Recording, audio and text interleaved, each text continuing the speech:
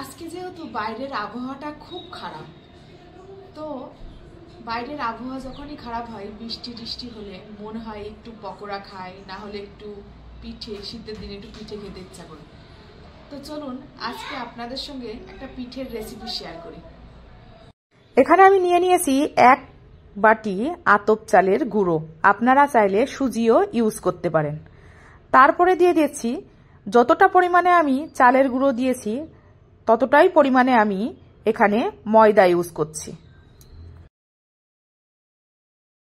তারপরে আমি দিয়ে দিচ্ছি 1 বাটি চিনি।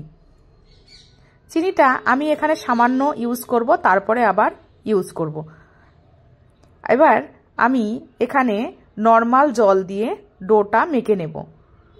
আমি এখানে 1 কাপ জল ইউজ করেছি, আমি পরে যেহেতু আর 1 কাপ দুধ ইউজ করব, সেই জন্য আপনারা চাইলে জল দিয়েও মাখতে পারেন, আবার শুধু দুধ দিয়েও মাখতে পারেন।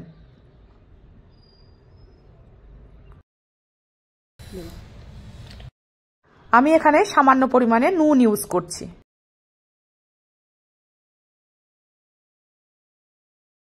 শুধু কি আমি কাজ করলে হবে, আমার সাথে যে চেলা চামুন্ডাগুলো আছে তাদেরকেও তো কাজ করতে হবে। সেও চলে এসছে আমি করব করতে করতে। তো চলুন, যাই হোক না কেন, আমি এখানে 1 চামচ মতন গুড় ইউজ করছি।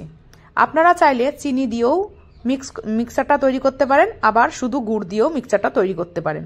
আমি এখানে চিনি আর গুড় দুটোই ইউজ করছি। আমি গুড় যেহেতু শক্ত ছিল সেই জন্য গুড়টাকে ভেঙে নিচ্ছি, নিয়ে ভালো করে হাত দিয়ে মিক্স করব।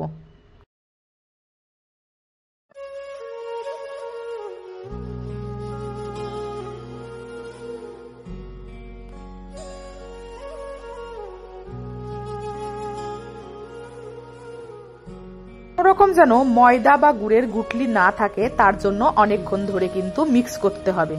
আমি এখানে সামান্য পরিমাণে মৌরি ইউজ করছি। যাদের মৌরিটা পছন্দ তারা ইউজ করতে পারেন, আবার যাদের পছন্দ না তারা স্কিপ করতে পারেন।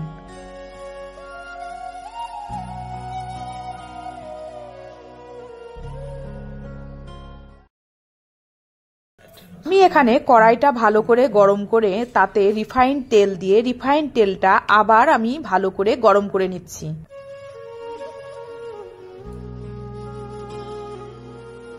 আমরা যে ঘোলটা তৈরি করেছি সেটা কিন্তু খুব স্মুথ হবে, না বেশি মোটা না বেশি পাতলা হবে।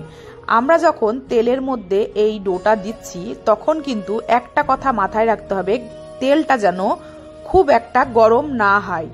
আমরা আগেই তেলটা সামান্য গরম করে নেব, তারপরে একবার চেক করে পিঠের যে ঘোলটা সেটা দিয়ে তারপরে ভাজতে থাকবো। একে একে আমি সমস্ত পিঠেগুলো ভেজে নেব। দেখুন কি সুন্দরভাবে আমার আন্দোসা পিঠেগুলো খুব সুন্দরভাবে উঠে এসেছে। এই পিঠে যখন ভাজবেন তখন অবশ্যই মাথায় রাখবেন গ্যাসের উনুনটা কোনো সময় কম দিতে হবে, আবার ফ্লেমটা কোনো সময় বেশি দিতে হবে। তেলটা যেন খুব পরিমাণে গরম না হয়।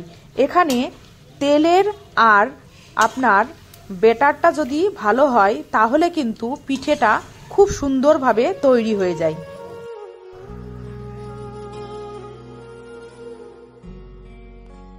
দেখুন কত সুন্দর নরম আর পাতলা আন্দোসা পিঠে তৈরি হয়ে গেছে।